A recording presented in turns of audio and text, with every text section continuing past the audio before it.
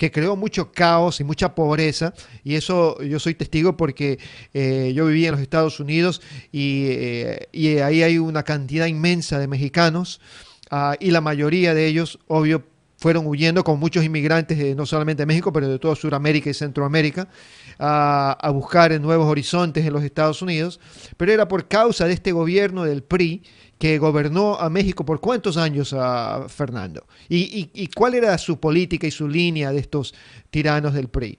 Explícanos un poquito sobre esto para los teleoyentes que no conocen mucho sobre este partido político. Claro, el PRI tiene sus orígenes desde principios del siglo pasado, es decir, originalmente era el Partido Nacional Revolucionario, es decir, que fue la agrupación política que se originó a partir de la Revolución Mexicana. Uno pensaría que fueron los ideales de Zapata, de Villa o incluso de Carranza o de Madero los que dieron origen a este partido, y no fue así. Al interior de México hubo terribles guerras internas, rencillas entre unos grupos revolucionarios y otros, y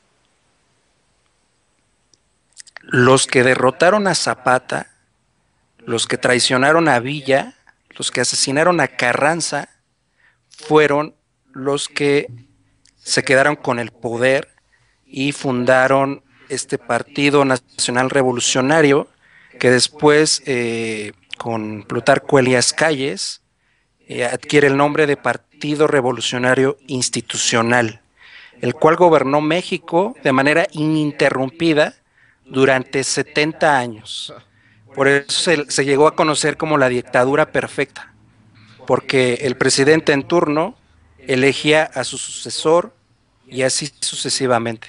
Entonces, la cuestión del fraude electoral, de la compra de votos, de la coacción, de la movilización de la población para que vaya a votar, ha estado presente en México desde sus mismos orígenes.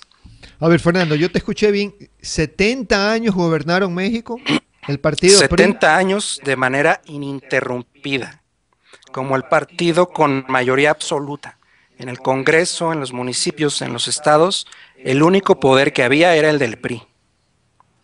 Este partido político es del famoso también Salinas, el que hizo, como dirían los cubanos, troche y mocha con México.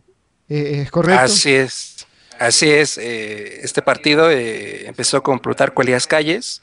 Después hubo muchos mexicanos que de triste memoria, como fue Díaz Ordaz, por ejemplo, que fue el culpable de ordenar la matanza del 68, la matanza estudiantil.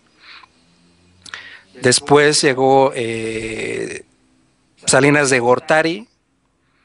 Con él es cuando se instala de manera definitiva el neoliberalismo aquí en México. Empieza una serie de privatizaciones, de recursos estratégicos, de la telefonía, por ejemplo, es cuando surge Carlos Slim. Entonces, toda esta mafia que existe y que gobierna el país, podemos decir que viene de muy atrás. Y posteriormente viene la época de Ernesto Zedillo, donde el neoliberalismo alcanza ya niveles sumamente graves para la población, la pobreza se incrementa, la inseguridad, el narcotráfico, pero todo esto se daba de manera desconocida, vamos, para el resto de la población.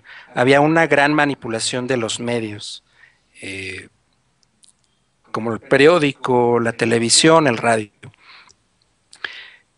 Durante este tiempo, durante estos 70 años, empezaron a surgir otros movimientos políticos, como fue el Partido Acción Nacional, cuya orientación es claramente de derecha, es decir, es un partido fundado por empresarios, por gente de clase media, que está muy apegado también a lo que es el clero.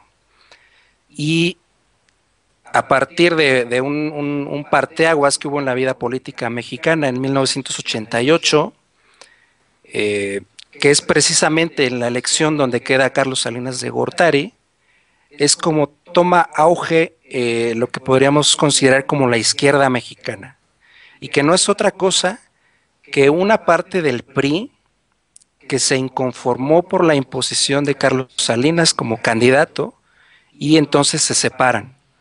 Y esta separación fue encabezada en ese entonces por el ingeniero Cuauhtémoc Cárdenas y por otros políticos como Porfirio Muñoz Ledo, eh, que se inconformaron por esta imposición, crean el PRD,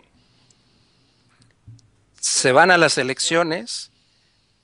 En aquel entonces Cuauhtémoc Cárdenas gana esas elecciones, eso está perfectamente documentado. Hay evidencias de que se quemaron las boletas, en fin, una serie de porquerías que hicieron desde el 88 para que llegara nada más y nada menos que Carlos Salinas de Gortari al poder. Con él empieza el neoliberalismo en México, que es continuado con Zedillo, que curiosamente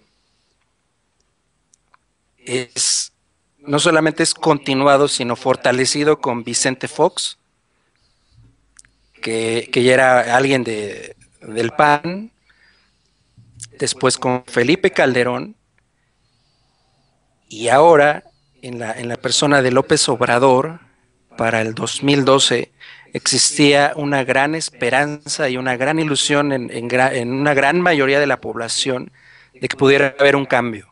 De que no solamente a nivel político, sino a nivel económico, que se pudiera acabar de una vez por todas con el neoliberalismo que le ha causado tanto daño al país, al patrimonio nacional. Y bueno, finalmente, a pesar de que existen en estos momentos, por todas las inconsistencias que hubo en este proceso electoral, es difícil decir quién fue el ganador. Sería muy aventurado decir que ganó López Obrador o que ganó Josefina Vázquez Mota,